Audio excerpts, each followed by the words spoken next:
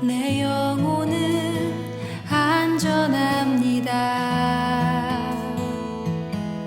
주 손길로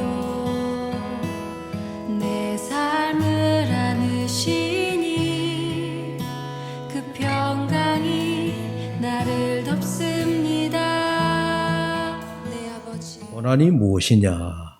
고난이 무엇이냐라고 했을 때 그 고난은 사람에 따라 다양하게 나타나겠지만 어떤 사람은 건강하던 사람이 갑작스럽게 암이 온다든지 또 잘 나가던 사업이 파산을 맞게 된다든지 또 30년, 40년 우정을 나누며 살아가던 그런 우정의 관계가 어떤 계기로 깨어져서 인간관계가 매우 불편하다든지 여러분 이런 여러 가지 고난이 예상하지 못했던 때에 찾아올 때에 우리가 욥기를 읽으면서 욥을 만났으면 좋겠다 하는 생각을 갖게 되었습니다. 또 특별히 무엇보다도 우리가 죽음을 맞이할 나이가 되면 또 욥기를 읽어라 이렇게 제가 권해 드립니다. 욥기 주제는 고난이지만은 이 고난은 사람을 나약하게 하고 또 추하게도 만들 수도 있고 반대로 강하고 아름답게 만들 수도 있습니다. 어쩌면은 진실하고 온전하게 살려고 하는 사람일수록 더 상처를 받고 또 더 고통을 당하는 경우가 많습니다. 그런데 우리가 이렇게 생각해 볼 수 있습니다. 우리에게 아픔이 있다. 혹은 우리에게 고통이 있다. 라고 하는 것은 한편으로는 매우 힘들고 괴로운 일이지만 그러나 내가 살아있기 때문에 내가 살아있다고 하는 한 증거가 내가 아픔이 있는 겁니다. 여러분 죽은 사람이 아픔이 있을까요? 죽은 사람은 말이 없다 그러잖아요. 죽은 사람에게는 그 아픔도 고통도 아무런 어떤 그런 느끼지를 못합니다. 소위 요즘 이제 우리 통증 클리닉이라고 하는 병원에 옛날에는 우리가 진료하는 진료과들이 그렇게 다양하지 않았지만은 요즘 보면은 이제 통증 클리닉 우리 사람이 이 머리끝에서 발끝까지 참 통증을 느끼는 사람이 다양합니다. 원인도 알 수 없는 그런 통증이 많이 있는 거죠. 그런 이제 통증을 느끼는 사람들이 많이 있는데 만약에 우리가 신경이 마비가 됐다. 그러면 통증이라는 게 없습니다. 우리 살아가는 삶이 똑같은 거 아니겠습니까? 내가 살아있기에 아픔이 있고 통증이 있고 고통이 있고 그런 것인데 그걸 우리가 좀 긍정적으로 생각하자는 거죠. 우리가 살아가면서 고난도 없이 아픔도 없이 통증도 없이 그렇게 살아가면 좋겠지만 그러나 그런 삶은 우리에게는 없다 하는 겁니다. 그런 삶은 우리에게 없습니다. 오늘 본문을 공동번역 성경을 읽어보면 이렇게 표현하고 있습니다. 모태에서 빈손으로 태어났으니 죽을 때에도 빈손으로 돌아갈 것입니다. 주신 분도 주님이시요 가져가신 분도 주님이시니 주의 이름을 찬양할 뿐입니다. 공동번역이 좀 더 우리에게 가까이 다가오는 것 같죠? 모태에서 빈손으로 태어났으니 죽을 때도 빈손으로 돌아갈 것입니다. 이게 이제 우리 공술의 공수거라고 하는 말이 있잖아요. 빈손으로 왔다가 빈손으로 간다. 우리가 태어날 때 요람에서부터 무덤까지 우리의 전 인생을 그려보면 태어날 때 누구나 다 빈손으로 왔다가 죽을 때 역시 우리가 그동안 세상 살아가면서 손에 쥐었던 거 다 내려놓고 가게 되어집니다. 죽을 때 손에 움켜잡고 가는 사람 봤습니까? 죽을 때 수십억, 수백억 혹은 수천억의 재산을 가졌다 하더라도 그걸 가지고 가는 사람이 없습니다. 우리가 보고 있는 성경 가운데 요 개역 개정 성경 앞서서 나왔던 성경의 개역 성경이라고 그러는데 그 성경에는 이 본문을 내가 모태에서 적신이라고 하는 표현을 했습니다. 이게 이제 말이 어려우니까 우리가 오늘날 보는 이 개역 개정 성경은 내가 모태에서 알몸으로 나왔사오니 좀 더 아주 쉬운 말로 번역을 했죠. 적신이라 그러면 한문이니까 어려운 거예요. 그 적신이라고 하는 말이 우리가 몸뚱아리다 이 말입니다. 몸뚱아리. 이걸 우리가 오늘 개정에 알몸이다 이렇게 표현했습니다. 몸에 아무것도 없는 거예요. 지금 여러분들이 다 알몸에다가 뭔가 다 이렇게 여러분 치장하고 왔잖아요. 그죠? 근데 우리가 어머니 뱃속에서 탯줄을 끊고 나올 때 여러분 어린 애기들 뭐 입고 나옵니까? 알몸으로 나오잖아요. 그걸 표현하는 겁니다. 욥기 말씀에서 우리가 고난을 보는 겁니다. 고통을 우리가 말하는 겁니다. 고난이 무엇인지를 우리가 생각하게 되는 것입니다. 그리고 공동 번역에 나와 있는 것처럼 죽을 때도 빈손으로 돌아갈 것입니다. 결국은 우리가 요람에서 무덤까지 가는데 우리가 결국은 죽음을 생각하지 않을 수 없다는 거죠. 저는 이 욥기서를 고난 당할 때 욥기를 우리가 보라고 얘기하는데 그런데 이 욥기서 1장을 지난 우리 성경 우리 교회에서 1년 1독에 따라서 쭉 읽어내려가는 가운데 이게 욥기에서 고난만 얘기하는 게 아니고 결국은 우리의 죽음을 얘기하고 있다. 그래서 그걸 느꼈습니다. 죽음을 얘기하고 있다. 이 가을 계절에 여러분들에게 좀 무거운 주제, 죽음이라고 하는 그런 주제를 여러분들에게 말씀드려서 죄송스럽기는 합니다만은 그러나 우리가 누구나 죽음을 생각하지 않을 수 없는 거죠. 얼마 전에 한두 달 정도 까지도 안 된 것 같습니다. 우리 구원의 집사님이 늘 교회에 참 경쾌하고 즐거운 마음으로 교회에 오시는데 학교 내려오다가 이제 제가 만나서 목사님, 지리산 두레마을에 내가 죽어서 갈 장소가 하나 있습니까? 물론 있죠. 그렇게 얘기를 했어요. 집사님이 말씀입니다.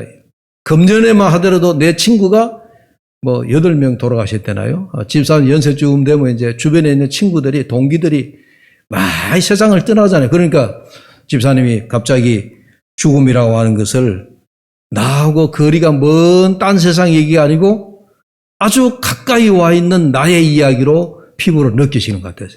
주변에 살아가는 친구들이 자꾸 세상을 떠나니까. 그래서 목사님, 아니 집사님 고향으로 가셔야죠. 집사님 고향이 의성이신데 의성으로 가셔야죠. 거기 가봐야 자식들 올 일도 없고 그저 지리산 두레 마을로 가는 게 좋습니다. 그게 목사님 어디 하나 봐주세요. 그냥. 집사님 언제 마을에 오셔가지고 마음에 쏙 드는 소나무나 잣나무나 마음에 드는 나무 한 그루를 딱 이렇게 집사님이 정해놓으시면 집사님 돌아가시면 제가 장례를 잘해서 그 수목장극 해드리겠다고. 그렇게 웃으면서 얘기를. 근데 여러분 죽음에 대한 얘기를 가볍게 나눈 것 같았어도 저는 그 얘기를 하고 난 다음에 우리 집사님 보면 늘 그 생각을 했습니다. 죽음은 우리 인생에 멀리 있는 것이 아니다. 금년에 제가 지난번 수요일에도 말씀을 드렸는데 신학교 같이 입학을 하고 또 함께 한 3, 40년간을 같이 목회를 하던 아주 우리 친한 동기생이 있는데 죽지는 않았습니다. 두 친구가 암이 걸렸어요. 한 친구는 직장암 말기가 됐고 또 한 친구는 전립선 암으로 이제 지지난주에 이제 수술을 받고 이제 교회로 돌아갔는데 직장암 4기가 된 친구는 한 1년 넘게 항암 치료를 받으면서 투병하고 있는데 너무너무 힘들게 지금 보내고 있습니다. 저도 이제 우리 친구들이 이 목회를 하다가 암도 걸리는구나. 이런 목사도 암이 걸리더라고요. 예. 가장 가까운 친구가 목회를 하면서 암 걸리는 것을 보고, 아, 이게 다른 사람들의 얘기가 아니구나. 예, 이게 멀리 있는 얘기가 아니구나. 우리 교우들은 뭐 이런저런 거 많이 제가 봤지만은 친구 가운데, 목회하는 친구 가운데 이런 그 암으로 투병하는 친구를 너무 가까이에서 제가 보면서 제가 금년에 그런 모습들을 보면서 제가 목회하는데 많이 힘들었어요. 네. 내가 힘든다기보다도 주변에 그런 친구들을 보면서 너무 건강하고 너무 생생하던 친구들이 그렇게 암에 걸려가 푹푹 쓰러지는 것을 보고 죽음이 멀리 있는 것이 아니구나. 아마 여러분들도 주변에 살아가는 친족들 또 친구들, 심지어 여러분들 가족들 중에서도 아마 이런 죽음의 문턱에까지 가 있는 분들이 있을 겁니다. 네. 지금은 우리가 다 건강하게 있다 하더라도 여러분 그래서 나이를 불문하고 건강에 불문하고 죽음이라고 하는 것은 우리가 결코 멀리 있는 것이 아니다 하는 것입니다. 그런데 여러분 이런 죽음, 어머니 뱃속에서 빈손으로 나왔으니 죽을 때도 빈손으로 돌아간다라고 하는 오늘 이 본문의 말씀을 보면서 욥기의 주제가 고난인데 제가 앞서서 아픔이 살아있다라고 하는 하나의 증거로서 우리가 통증을 느낀다고 그랬잖아요. 내가 그 통증을 느끼고 있는 그 순간 그 고통을 통해서 얻게 되어지는 것이 뭐냐. 우리 신앙인은 그 고통을 통해서 하나님의 뜻을 깨닫고 하나님의 뜻을 발견하고 뜻을 분별해서 하나님 앞에 계속 우리가 초점을 맞추고 가야 되는 거예요. 고통이 고통으로, 통증이 통증으로 끝나버리면 안 되는 거예요. 이런 고난이 올 때, 이런 아픔이 올 때 그 아픔을 통해서 우리가 하나님을 볼 수 있어야 되고 하나님의 뜻을 발견할 수 있어야 된다 그 얘기입니다. 아멘입니까? 아니면 우리 고통이 뭐 세상에 사람들이 겪는 고통이나 다를 바가 뭐가 있습니까?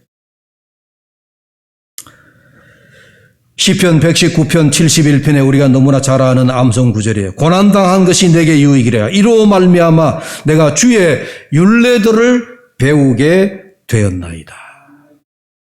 여러분, 그런데 우리 욥을 생각하면 욥이 왜 고난을 당했느냐? 여러분, 욥이 사기꾼입니까? 욥이 도둑질했는 사람입니까? 욥이 거짓말쟁이입니까? 아니, 여러분, 욥기서를 읽어보면 우리 1장에서부터 성경은 욥을 가리켜서 그가 사기꾼도 아니요, 도둑질한 사람도 아니요, 욥은 정말 하나님 앞에 인정받는 사람이었어요. 성경은 그를 말하기를 의인이라, 정직한 자라, 하나님을 경외한 자라. 욥기 1장 1, 2절에 보면 욥을 가리켜서 그렇게 말씀하고 있어요. 네. 여러분, 우리가 고난 당할 때는 뭐 저라도 그래요. 저도 목사이지만 저에게 고난이 당하면 하나님 앞에 내가 뭘 잘못됐는가 뒤돌아보고 하나님이 나에게 왜 이런 고난을 주시는가 자기의 속 사람을 살피게 됩니다. 나의 죄가 무엇이냐 살펴보게 되어져요. 우리 신앙인이라면 다 그런 거잖아요. 우리에게 고난이 올 때 그 고난을 통해서 나의 죄를 살피고 나의 속 사람을 살피고 그리고 하나님을 바라보게 되어지는 그런 것이 우리 정상적인 신앙이네요. 그런데 욥을 보면은 욥에게는 흠이 없는 것 같아요. 여러분 참고로 욥기서 우리 1장에 1절만 같이 한번 읽어보실까요? 1장 1절입니다. 함께 읽습니다. 우스 땅에 욥이라 불리는 사람이 있었는데 그 사람은 온전하고 정직하여 하나님을 경외하며 악에서 떠난 자더라. 성경이 너무 욥을 미화시켰을까요? 온전하다, 정직하다, 하나님을 경외하여 악에서 떠난 자다.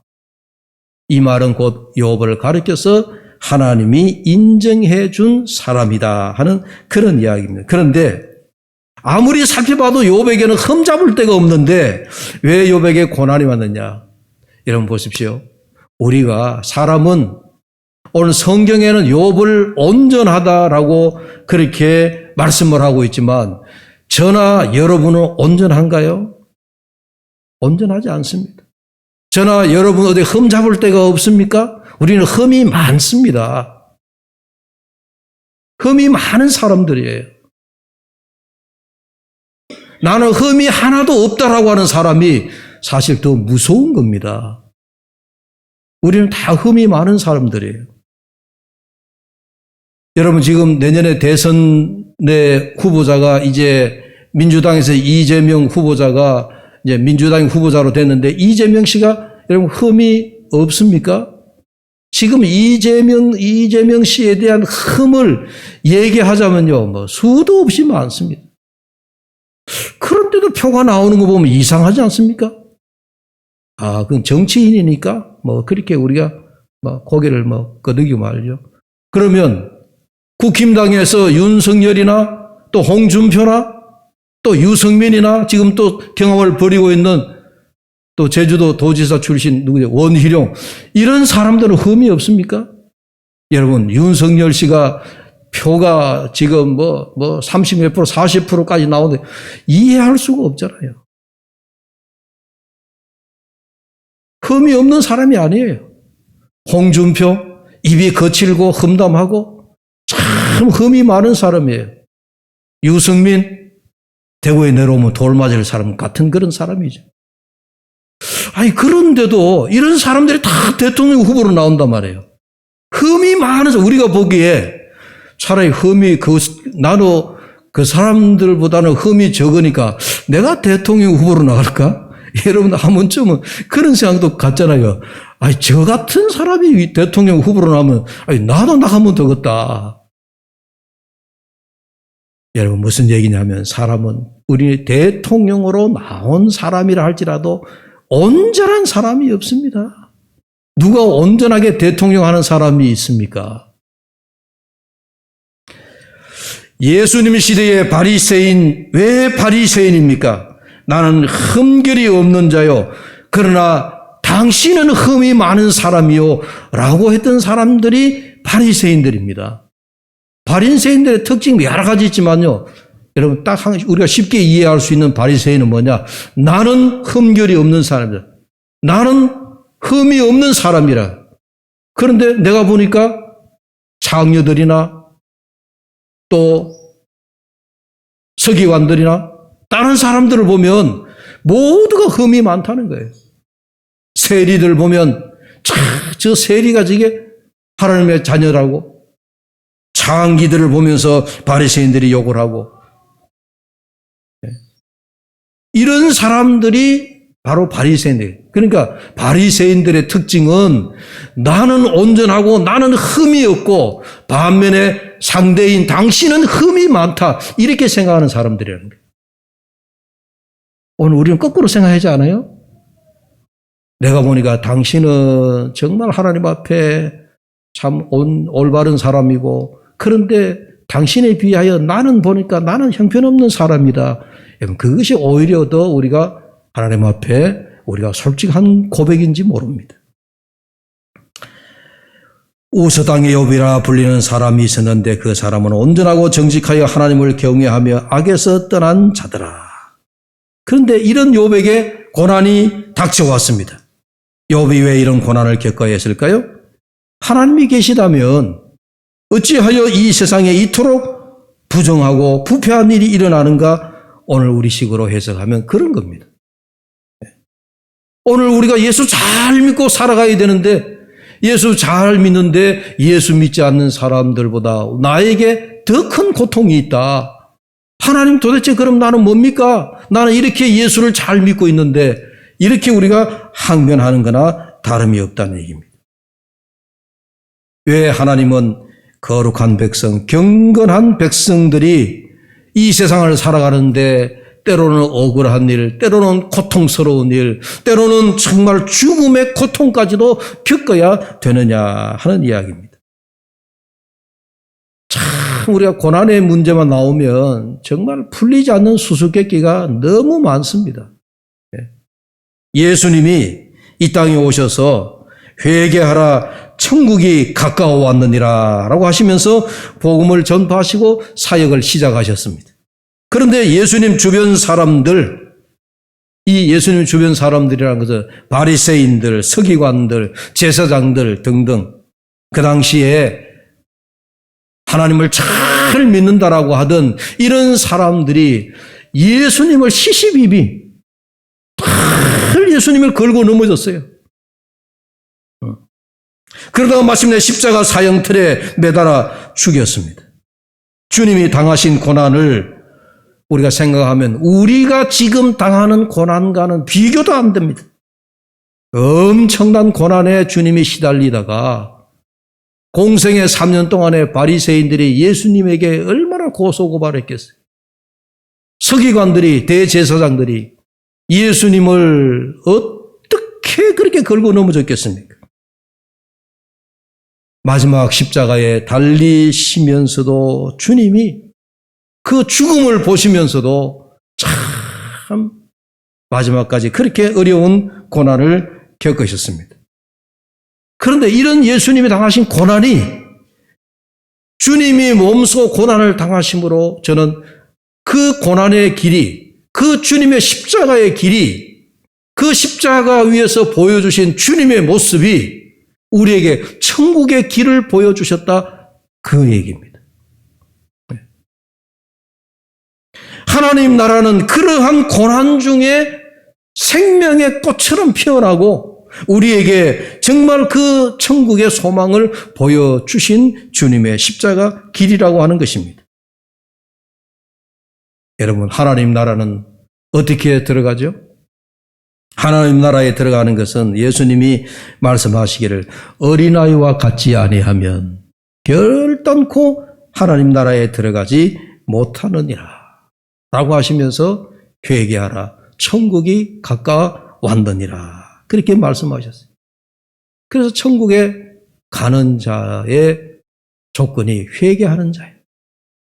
회개하는 마음을 가지고 어린아이 같은 그런 마음을 가진 자가 하나님 나라에 들어갈 수 있다. 이렇게 말씀을 하셨습니다.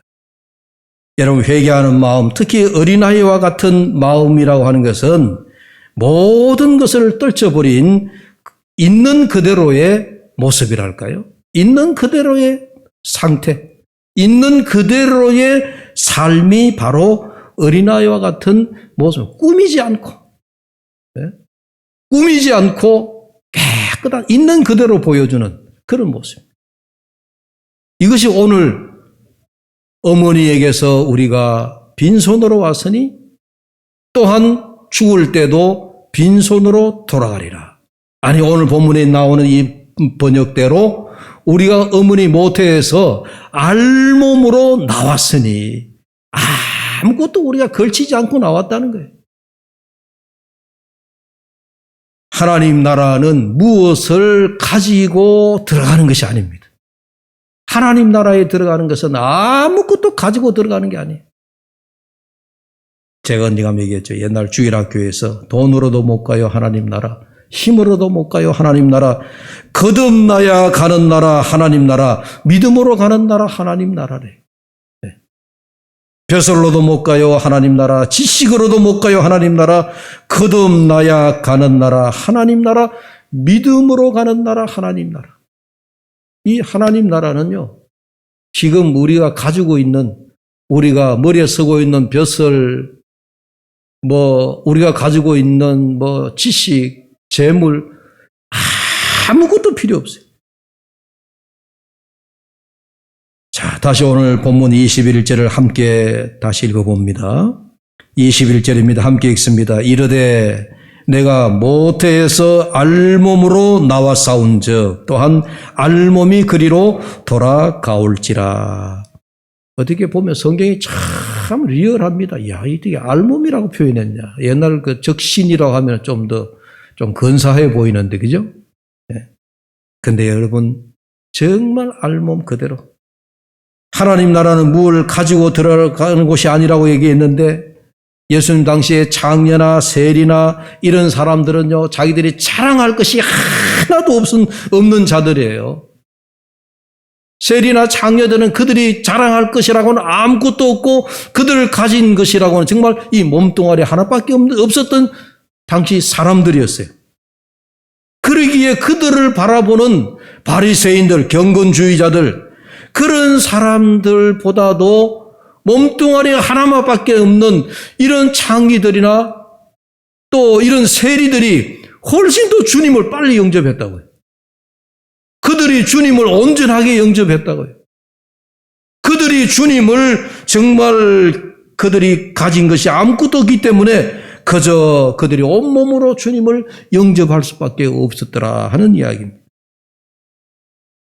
몸뚱아리, 알몸으로 어머니 탯줄을 끊고 세상에 나왔기에 또한 죽을 때도 알몸으로 하나님 나라에 들어간다라고 하는 말은 그래서 매우 역설적이다. 그렇게 말씀드릴 수가 있습니다. 한 걸음 더 나아가서 알몸으로만이 우리가 하나님과 사귐을 가질 수 있다. 그런 말이기도 합니다. 우리가 알몸으로만이 하나님과 사귈 수 있다. 목사님, 뭔 소리입니까? 여러분, 욥은 고난을 당한 후에 하나님 앞에 알몸으로 대하듯이 자기의 모든 것이 하나님의 것임을 고백합니다. 그래서 오늘 보면 그 22절에는 주신 이도 여호와시요 거두시는 이도 여호와시니라 이런 고백을 할 수 있었던 거죠. 그래서 우리는 우리 자신들에게 이런 질문을 던져봐야 된다고 생각합니다. 어떤 질문이냐? 나는 너무 많이 가진 것이 아니냐? 예? 알몸으로 나온 우리가 지금 가진 것 돌아보면 우리는 너무 많은 걸 가졌다. 나는 너무 많은 것으로 내 몸을 장식하고 있지 않느냐? 그 장식하는 게 한번 생각해 보십시오. 여러분들이 지식으로 장식하고 있고 재물로 장식하고 있고 또 여러분들 명예로 장식하고 있고 심지어는 여러분들 몸에 그 손가락부터 시작해서 팔찌, 발찌, 귀걸이 우리 몸의 장식이 너무 많은 거예요.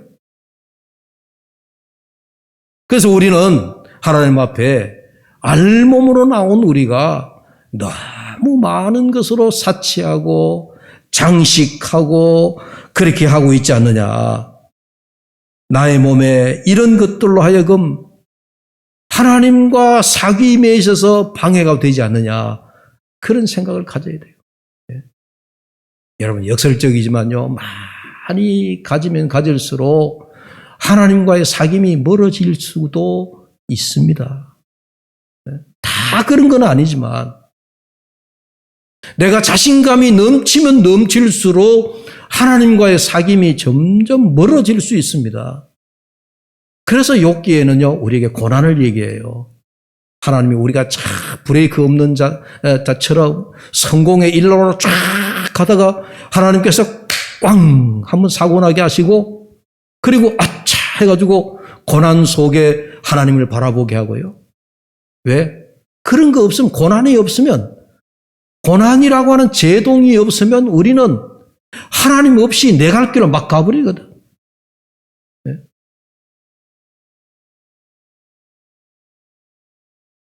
이런 것들이 오늘 우리로 하여금 하나님과의 사귐이 있게 하는데 방해가 된다면 여러분 우리는 이제 점점 알몸으로 하나님 앞에 나가야 되는 거예요.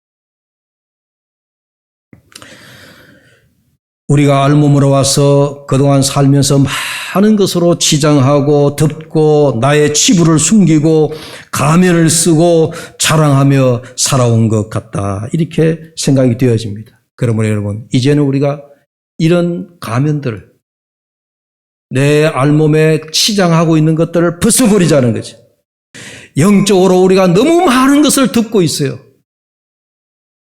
영적으로 너무 많은 것들로 우리는 치장하고 있어요. 이런 것을 벗어버리고 영적으로 알몸된 상태에서 하나님 앞에 나가 사귐을 갖자는 거예요. 그럴 때만에 우리는 하나님 앞에 숨김없이 나의 모든 죄가를 아뢰고 그리고 하나님과 사귐이 있게 된다 하는 그런 이야기입니다. 모쪼록 여러분 오늘 욥기에서 우리가 고난을 얘기했지만은 고난 너머의 죽음까지도 우리에게는 멀지 않고 있다 하는 생각을 가지면서 이제는 과거에도 얽매이지 말고 미래를 두려워하지 말고 오늘을 살아가는데 알몸으로 살아간다라고 하는 마음으로 알몸으로 하나님 앞에 섰다라고 하는 그런 여러분 우리의 신앙의 자세로 하나님과만 깊은 교제가 있기를 바랍니다. 네. 알몸으로 우리가 숨길 거 없는데 하나님 앞에 우리가 뭘 더 우리가 숨기고 우리가 가리고 뭘 가면을 쓰고 하나님 앞에서조차도 우리가 숨기며 거짓으로 나아가겠습니까? 하나님 앞에서 만이라도 나의 모든 것 벗어버리고 정말 영적인 우리가 알몸된 상태에서 하나님하고만 여러분들의 깊은 교제와 사귐이 있으시기를 주의 이름으로 축복합니다. 기도하겠습니다. 하나님 아버지, 우리가 어머니 뱃속에서 아무것도 가지고 나오지 않았기에 또한 우리가 죽을 때도 빈손으로 알몸으로 하나님 앞에 가게 되어진다라고 했습니다. 하나님, 그럼에도 불구하고 우리는 그 요람에서 무덤에 가는 그 과정 속에 너무 많은 것을 우리는 가지고 있습니다. 너무 많은 것들로 우리의 영적인 것들을 가리고 있습니다. 하나님, 이제 이러한 것들을 다 벗어버리고 오직 알몸으로 하나님 앞에 정말 순전하고 깨끗하고 정말 하나님 앞에 우리의 모든 죄가를 드러내놓고 살아가는 저희들 되게 하여 주옵소서. 하나님과만 깊은 사귐이 있게 하여 주옵소서. 하나님과만 깊은 교제가 있게 하여 주옵소서. 그리하여 하나님만을 바라보는 우리 믿음의 형제, 우리 두레교의 형제들 되게 하여 주옵소서. 예수님의 이름으로 기도하옵나이다. 아멘.